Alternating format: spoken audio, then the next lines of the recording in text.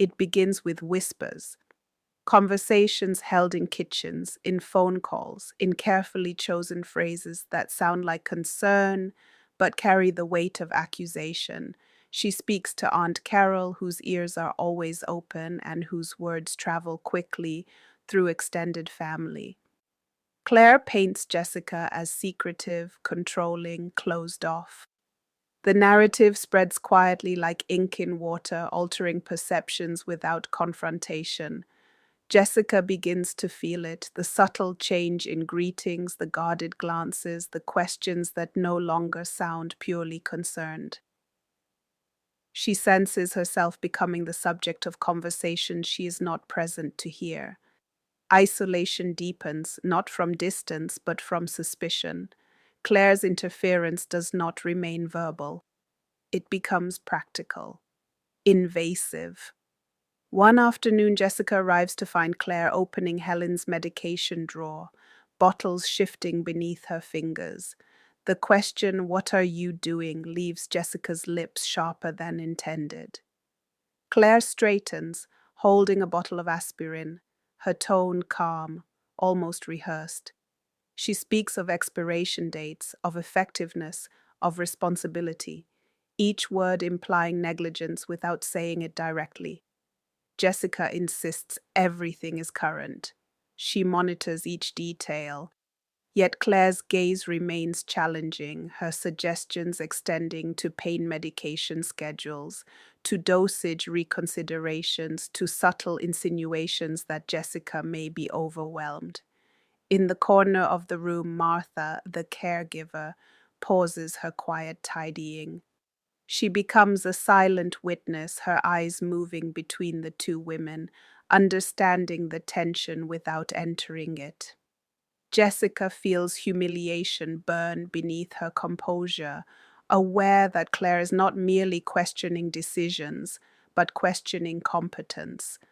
The conflict extends beyond medicine into spirituality.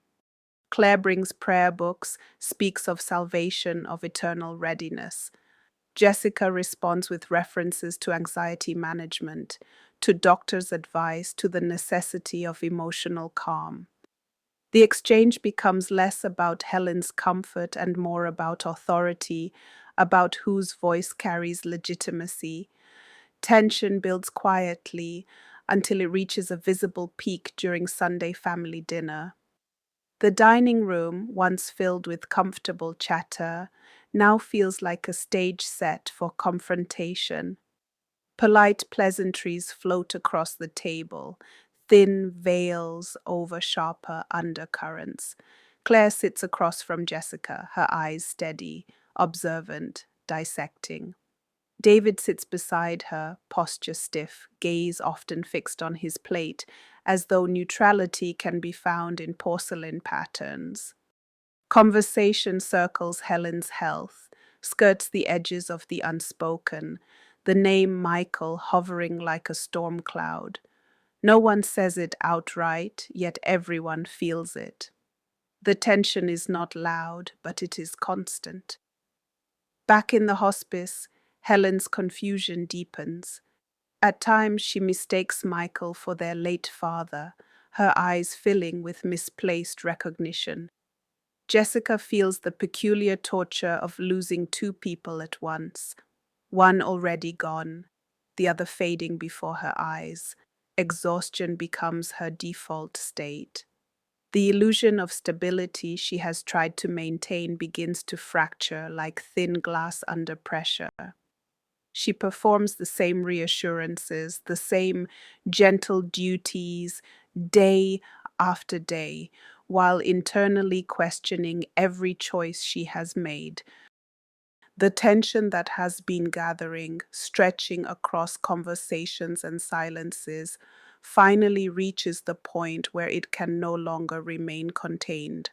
The hospice room is quiet once more, curtains half drawn, light resting gently on Helen's face. Her breathing shallow, her mind drifting in and out of clarity like a tide that cannot decide whether to stay or recede. It is here that Claire chooses to speak, not with accusation, not with theatrics, but with a quiet directness that feels heavier than any raised voice. She sits beside the bed after Jessica steps back into the room, her expression softer than it has ever been. Mom's not herself, she says, but she's not completely lost either. She's remembering things, things that don't add up. And then, without preamble, the question that has hovered for so long finally takes form. What really happened to Michael?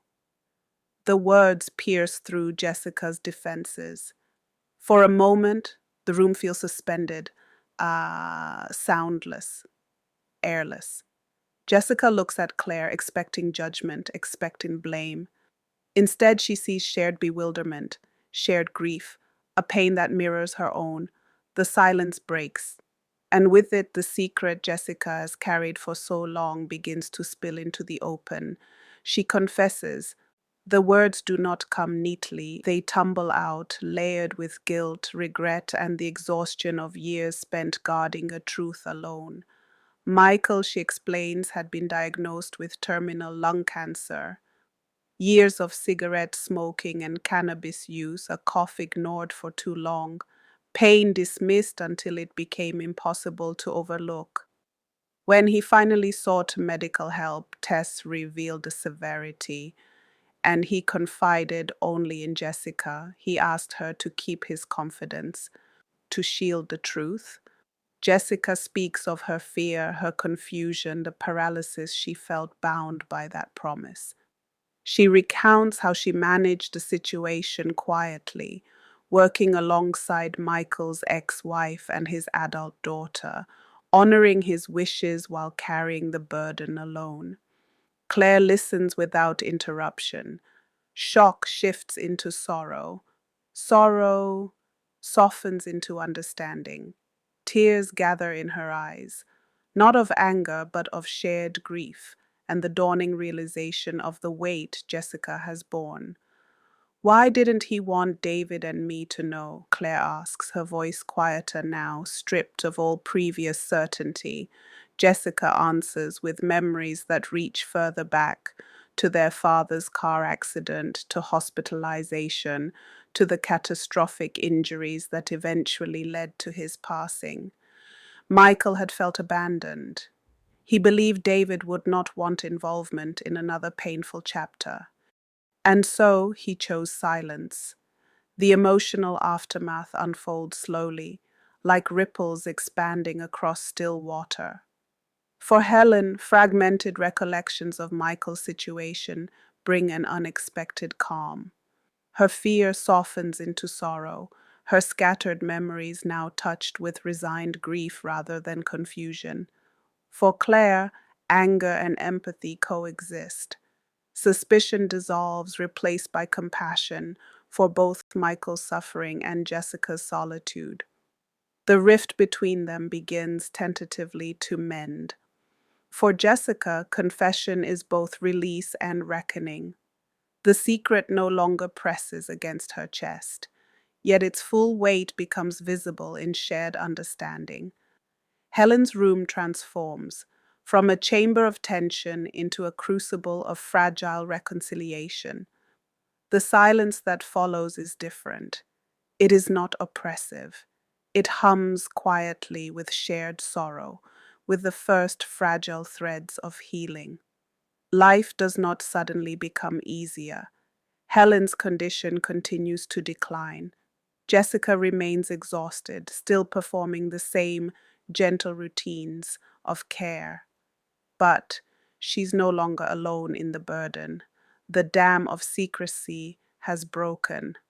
What remains is not devastation, but a quiet, imperfect beginning, a space where grief and honesty can exist side by side.